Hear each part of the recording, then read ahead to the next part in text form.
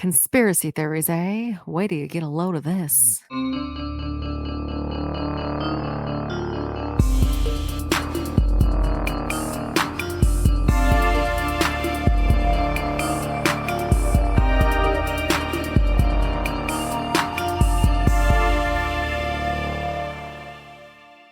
Hello, and welcome to Cracked Sisters Conspiracies. We're a podcast that covers conspiracy theories, mysteries, and all over spooky shit. My name's Jackie. And I'm Cassandra. And we are said sisters.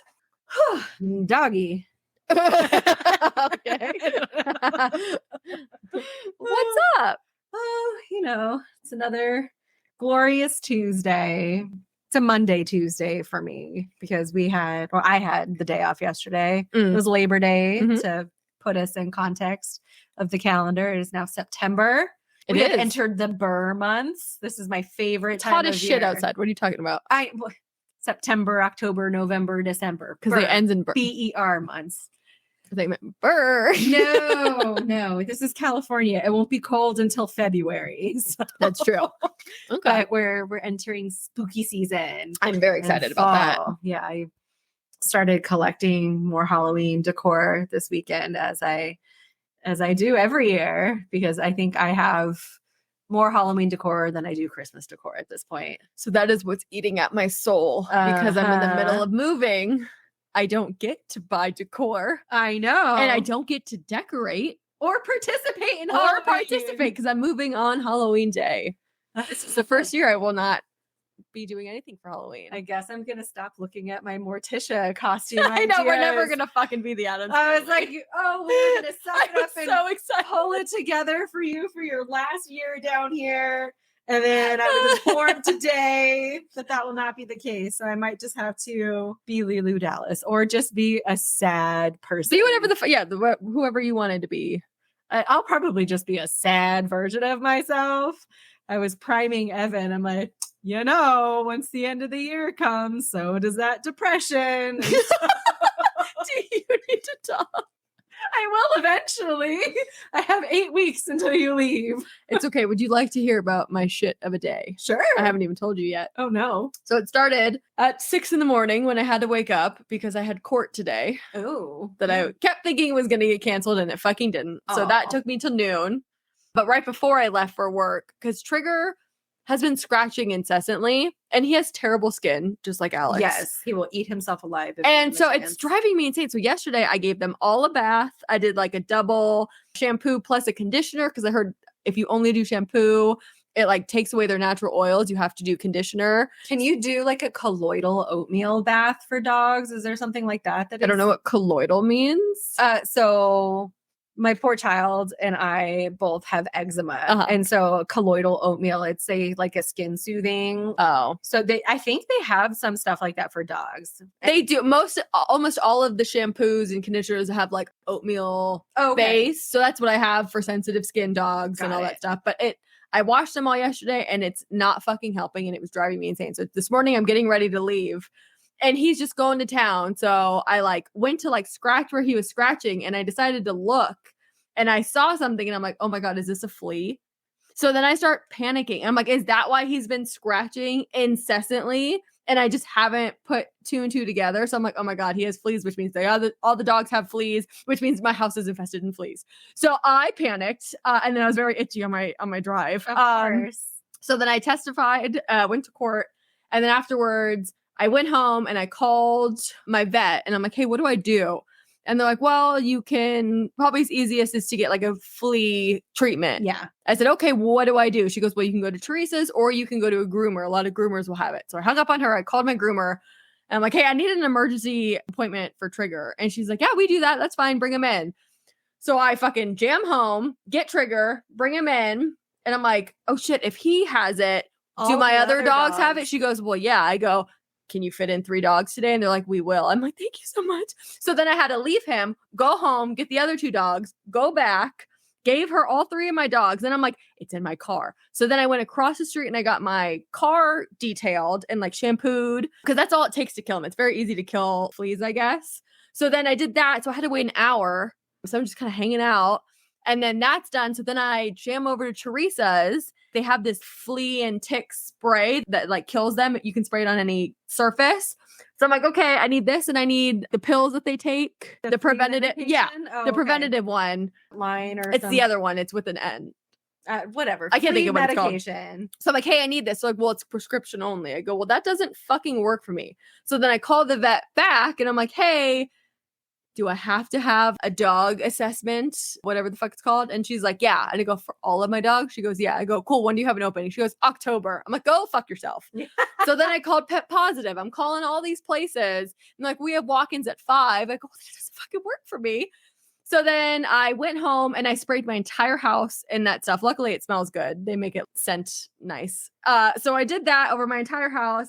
And then the groomer called. So then I drove all the way back. I picked up all 3 of my dogs, but I just washed my car. So I had to put sheets down and all this stuff because it's going to be covered in fucking hair.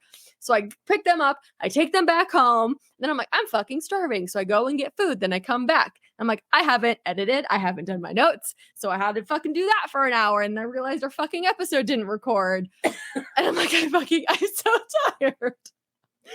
So I'm so sorry. Do we know for certain if there were fleas? She didn't say that she found any. So, okay, it's unconfirmed, but it's best to. And I washed all my sheets. I vacuumed the carpet. I did everything all the internet says. But I'm like, oh my God. We had an experience with fleas years and years and years and years ago back at the apartment. Uh-huh. It started, I think, with the cat, but yeah, all 3 animals got it. Yeah, because they're like, if you wash one and the other have it, it's just going to jump right on the clean one. So it's pointless. So Denny has bad skin. He's got doggy eczema as well. So when he, started itching, my initial thought was, oh, his skin's just flaring up. And so I don't know how long these poor animals had it. It wasn't until I started feeling something jumping on my ankle in the carpet. And I'm like, oh my God. And then I wanted to burn the apartment down. I know exactly the feeling that you have. Terrible. Because then you're like, oh my God, I feel like a dirty person. And my house is like, ruined. Oh God, been there, done that. So, so terrible. And then to have the technology fail you at the end. Oh my God. I'm like, you got to be fucking kidding me. So now we have to re-record another episode. We should be pros at this by now. But yeah, I declared 1 re-record. And then you give up. I give up. And then we're done. I give up. I agree. We are. I give up. I also give up. I don't know how I feel about life in general. Today, but it's in shambles today. Yeah, tomorrow will be a better day though, because we're gonna golf tomorrow. We're gonna play 9 holes with Mr. James. Yeah, then I'm going to do trivia night. Yes, which that'll be fun. You'll have to let me know how that goes. I've still never done that. That's why I want to invite you, but you have a kid and shit. Do. So that's kind of puts a damper in the plans. It's fun, but we'll see how it goes because he's already kind of overthinking it, I think. And he goes, well, I only do this to win. I'm going to win. And I go, well, you've never done it before. He goes, well, how does it work? So I explained it to him. He goes, well, is there like groups? Does 2 people count as groups? Do we have to raise our hand? I'm like, dude, shut the fuck up. Is it all going to be millennial pop culture and he's going to fail you horribly? Fuck, probably. But if it's anything to do with movies or TV shows, no matter what generation, he knows that shit really well. No offense, Alex, but he would be a much better partner than Alex ever would. Oh my God, I did it with Alex once and we fucking failed miserably. That man is an alien and knows nothing. I don't understand how he's not from this planet. He is still alive. One day I will write that book. Okay. But anyway. So we're going to do the new episode on this one first. So I was originally going to do TV show conspiracies, like Rugrats, everyone thinks that Angelica has schizophrenia and all the babies are her characters. But for whatever reason, it just wasn't coming together and it wasn't what I wanted it to be. So I went through my list and I picked a different topic. There you go. Today we're going over Project Sunshine. Project Sunshine. What do you think this is about? If you had to guess. Happy drugs. No, we already did that. It's called MK Ultra. That is true. Is it in the same vein? Project Sunshine, killing people with radiation. Close. Oh, really? Yeah. Okay. So let's get into it. So the project ran from 1953 to approximately 1958. The Atomic Energy Commission declassified a document titled Worldwide Effects of Atomic Weapons, Project Sunshine. Ooh. It was commissioned jointly by the United States Atomic Energy Commissions and the United States Air Force Project RAND Corporation. The goal of Project Sunshine was to examine the long-term effects of nuclear radiation on the biosphere and human bodies. So you were correct.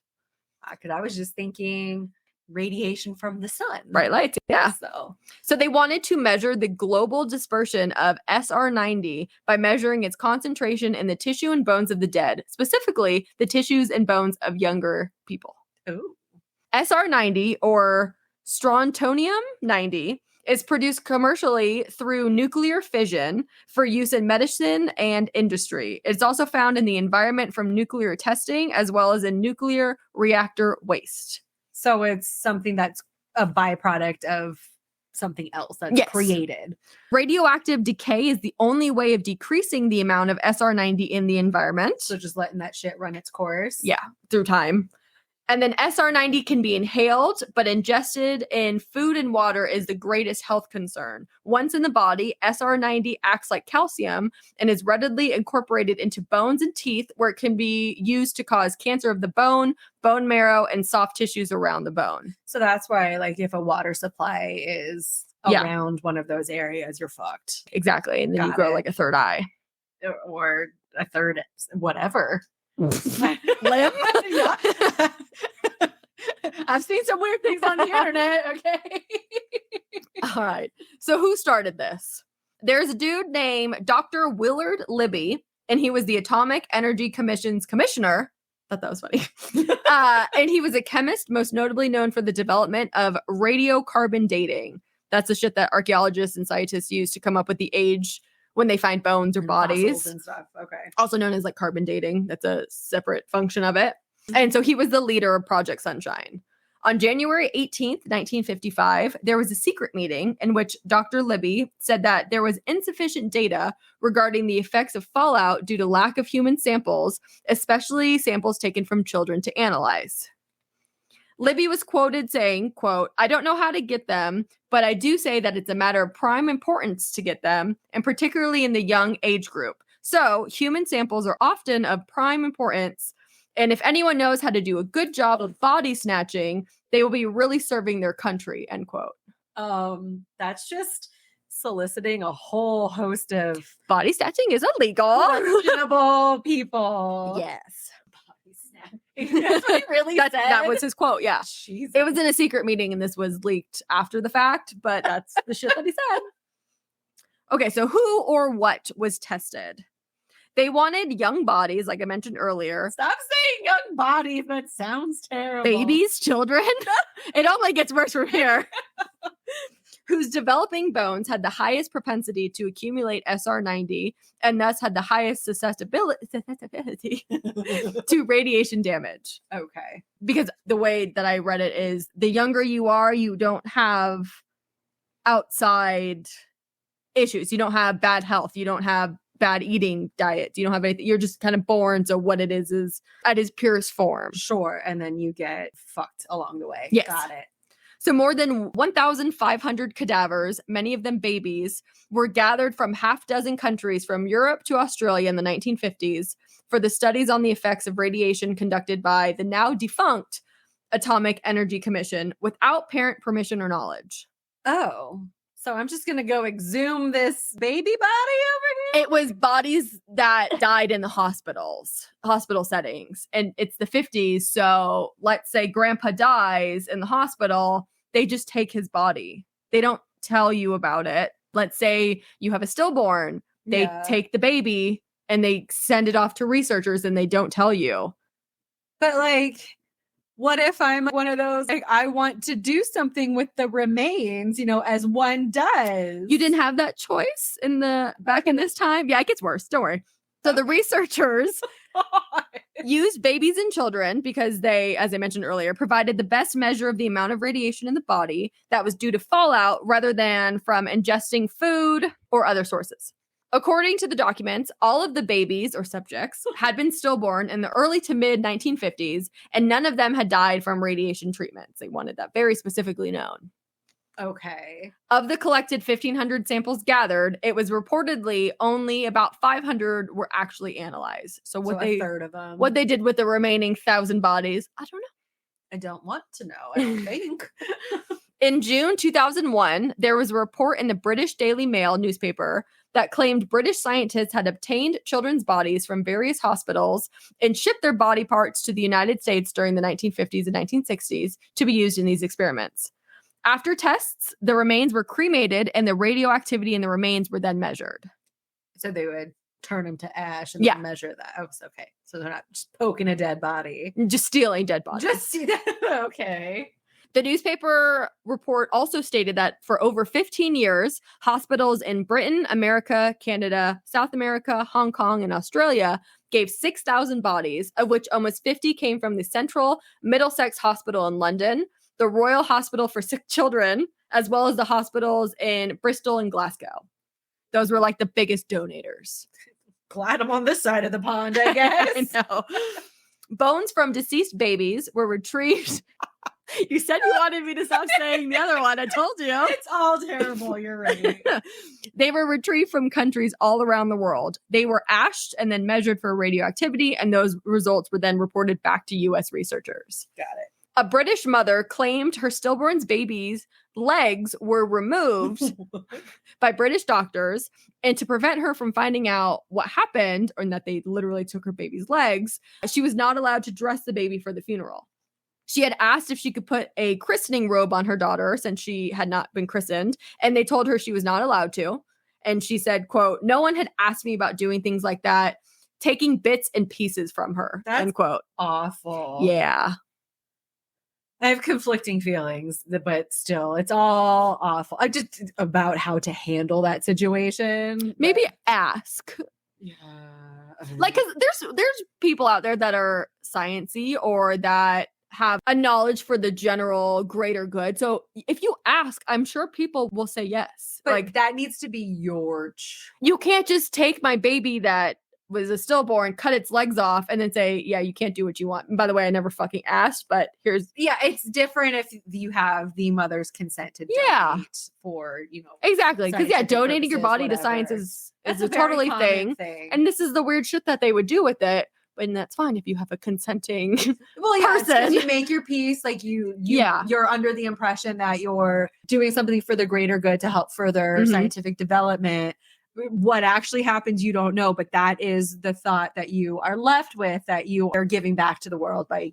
And maybe you would get a chance to say goodbye or put the fucking christening gown on. Yes. You don't need to know what they do afterward, but let the mom have her fucking... And I'm like, my second. conflicting feeling is like, if I experience something traumatic like that, I probably would not want to deal with that. But everyone processes grief in a different way. But I guess back in the 50s and 60s, like now, if you have a stillborn or something like that, you have the option. It can be a very involved. But you're allowed to hold them. You're allowed to take pictures. You're allowed to do all this stuff. But back then, that wasn't an option. So like, it sounds kind of absurd looking at it through today's eyes. Sure. So it's not totally out of the question, but like cutting their limbs off is a little... I mean, that's pretty fucked up. much. But like, regardless if it was now versus the 50s, people are still people. Like, I agree, yeah. And consent forms are still a thing. Yes. So in 2001, the Sydney Morning Herald reported on Project Sunshine and stated, quote, "By mid-1960s, the team at Project Sunshine had collected 9,000 samples of human bone from 30 locations. These have included fetuses, single bone samples from individuals of all ages, and whole skeletons," end quote. The Australian samples included 52 from babies under the age of 4, 27 children and teenagers, and 87 from adults. That's just Australia's contribution. By the 1960s, Project Sunshine concluded that plants had absorbed SR90 from contaminated rain, and that was the main way that radioactive substances entered the human diet. Through the oxygen. Oh, through plants. Yeah, because plants give us oxygen. Isn't that how? I thought they meant that we eat the plant. Oh, I didn't think about that. I guess oxygen too. I was just thinking the trees breathing out all. Yeah, I didn't think about that. There you go. Wait, Both. I guess ingesting Both. And then, based on the research I did, I'm not sure if this specific thing I'm about to say was a part of Project Sunshine or it happened to run along the same time, but I'm pretty sure it's all somehow in the same umbrella. Okay. But the Sydney Morning Herald also reported that pregnant women were given radioactive cocktails and male prisoners had their testicles radiated, like against their will. So in total, 91 pregnant women had been injected with radioactive iodine in the 1960s to monitor the effect on fetuses. Did they have a lot of stillborns after that? Probably. And then they took those bones and those bodies and they shipped them to the U.S. Jeez Louise. So different research locations. So we talked about Australia, the U.S., a little bit of Britain. That sounds where the primary location is. Yeah. So in 1958, researchers for Project Sunshine moved to Belgium. Scientists started doing tests that were slightly different than those done previously in the United States and Europe by analyzing soils and agricultural regions instead of human bones. You know, the sensible thing to do. Sure. So they're like, we want to check radiation. Let's check soil. Like soil levels. Not let's fucking body snatch people. Like, you backed into this the wrong way. Right? They used two different tests. There was environmental surveys and then experimental research in natural and in controlled conditions. Their goal was to see the effects of SR90 in the soils, as well as to see how it transferred to the grass and grazing animals such as cows and sheep, since humans consume the milk and the meat of the grazing animals. So the ripple effect. Exactly. Again, much better than stealing babies. That is a more logical starting point. Researchers also looked for direct influences of SR90 by observing how well the contaminated grass and crops grew. Also, one could conclude that's a natural correlation. Sure.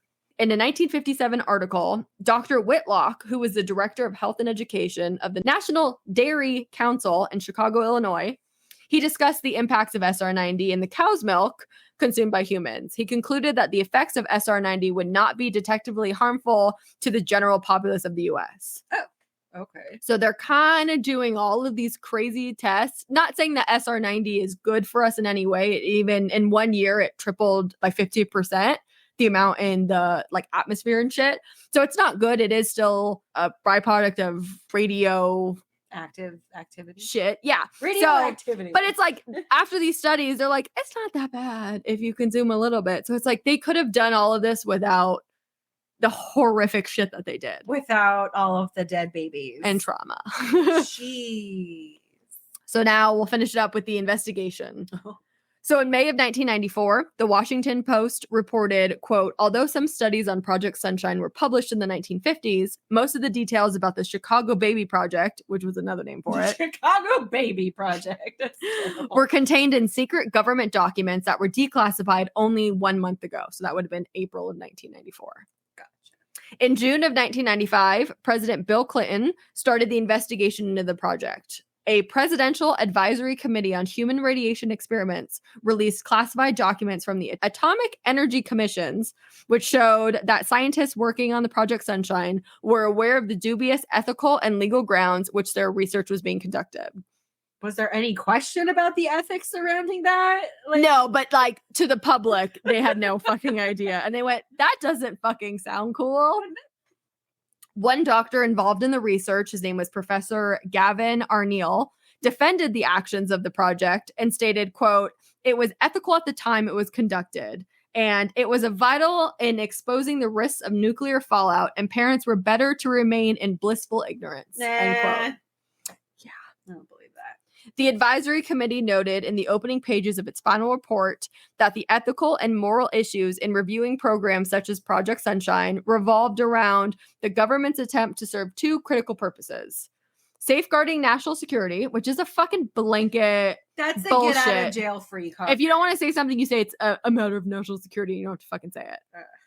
And advancing medical knowledge, which led to difficult choice at the intersection of geopolitics, science, and medicine.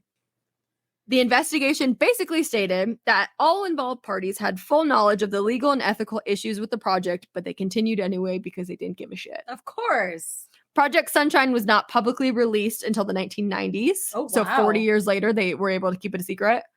The Department of Human Services was called and conducted investigations into each alleged case, which was approximately 1,500.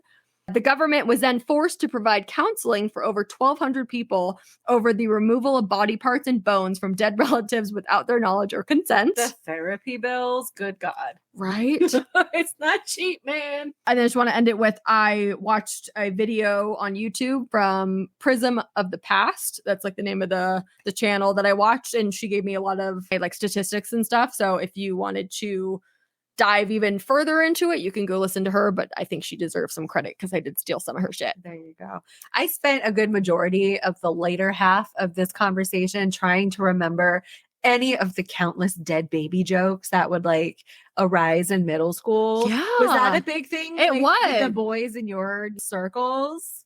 Mostly for me, the only thing I remember about dead babies was if you and a friend were giggling incessantly and like the teacher was about to kick you out of the class, you needed to think of something to stop. So you go, dead babies, dead babies, dead babies. And then it would make you laugh anyway.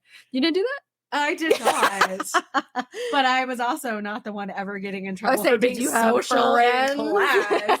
I was the teacher's pet who was ratting other people out, probably. Like a narc. Actually, there were instances. I think there was maybe one time where I didn't get excessive talking on my report card. That is something I'm actively trying to cull with my own child. Because your who- child is very social. she takes a lot of your, traits and runs with them. God help us all. Yes. Yeah, so that is Project Sunshine. Unsurprisingly, with government involvement, horrific. So Yeah. So originally I was going to do like failed projects from the government That sounds because I so looked up bad. one and it was only like half a page on Wikipedia. So I'm like, oh, I can wrap these all in. But this one kind of went a little bit longer than I expected. But the other one was, I'll have to like throw it in. The failed At some projects point. sounds almost worse because it's like they abandon ship, do all this Yeah. shitty stuff, and it doesn't produce the results or it doesn't gain traction. And then they're just like, let's just forget. Well, that that's ever probably happened. 90% of the CIA and just the government in general's projects because they're the CIA and the government. They can do whatever they want. They can get away with it. They can hide Moral it for and- 40 years. Moral and ethical dilemmas be damned. There's no ramification. If it's bad, they're just going to chug along until they're told.